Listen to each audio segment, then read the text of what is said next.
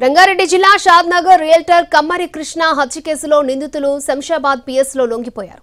నిన్న కేకే farm house లో realtor కమ్మరి కృష్ణను హత్య చేశారు. కృష్ణను అతడి భార్య ఎదుట బాబా శివానంద, సతీష్ జగదీష్ తో కలిసి కృష్ణను కిరాతకంగా కత్తులతో నరికి చంపారు. రాజేంద్ర నగర్ కిస్మత్పూర్ డిఫెన్స్ కాలనీకి చెందిన నిందితులు శంషాబాద్ పోలీసుల ఎదుట లొంగిపోయారు. శంషాబాద్ పోలీసులు వారిని షాద్నగర్ పిఎస్ లో అప్పగించారు. ఆర్థిక లావాదేవీలే హత్యకు కారణంగా పోలీసులు అనుమానిస్తున్నారు. మరోవైపు హైదరాబాద్ లో రియల్ ఎస్టేట్ కన్వెన్షన్ సెంటర్లు, ఫామ్ హౌస్లు నిర్వహిస్తున్నారు కృష్ణ.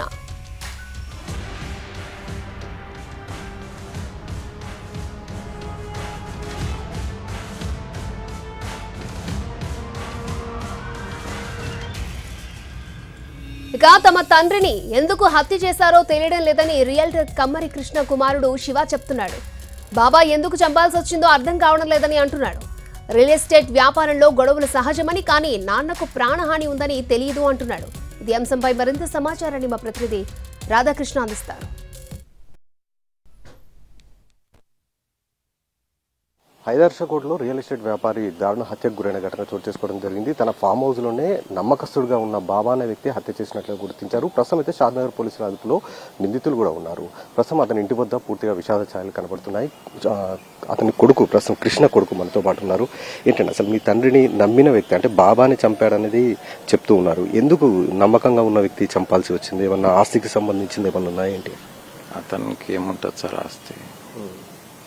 మేమే షాక్లో ఉన్నాం. అసలు ఏం అర్థం కాని పరిస్థితుల్లో ఉన్నాం మేము. అంటే మరి గొంతు కోసి మీ నాన్నని చంపాల్సిన అవసరం, అంత కక్ష ఎందుకు అసలు అతనికి? అతన్ని తీసేశారు, అతన్ని బతిలాడితే మళ్ళీ నాన్న పెట్టుకున్నారు అతన్ని. ఆ కోపం ఏమన్నా ఉందా, లేకపోతే ఇంకా వేరే ఏమన్నా ఉండొచ్చా? తెలియాలి, దర్యాప్తు చేసినప్పుడు తెలియాలి. ఇతను బాబా మళ్ళీ చేరినప్పుడు ఏమన్నా మీరు అతనితో మాట్లాడడం, ఏమన్నా మీరు అతనితో? లేదు, మాట్లాడలేదు. మీకేమైనా అనుమానం ఉందండి మీ నాన్నని చంపడానికి గల కారణం ఏంటి అని? క్లూలెస్ ఉన్నాను సార్. నాకు కూడా ఏం అర్థం కావట్లేదు, ఏం చెప్పే పరిస్థితులు. మీరు ఎప్పుడు మాట్లాడండి మీ నాన్నగారితో? ఎప్పుడు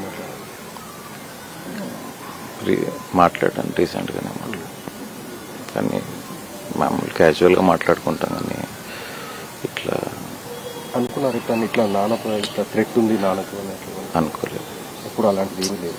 ఎవరితో విభేదాలు, గొడవలు అలాంటివి కామనే కదండి, విభేదాలు గొడవలు. మిగతా అయితే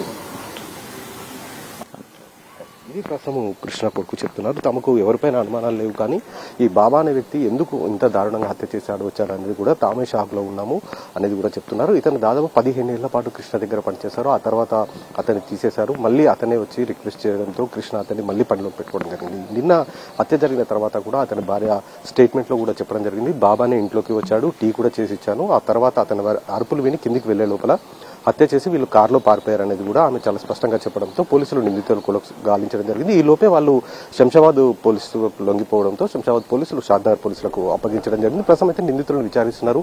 ఎందుకు కృష్ణ ఇంత అత్యంత దారుణంగా హత్య చేయాల్సి వచ్చింది అన్నదానికి సంబంధించి ప్రస్తుతం అయితే వివరాలు రాబట్టే ప్రయత్నం చేస్తున్నారు. కెమెరామెన్ వినోద్తో రాధాకృష్ణ, హైదరాబాద్.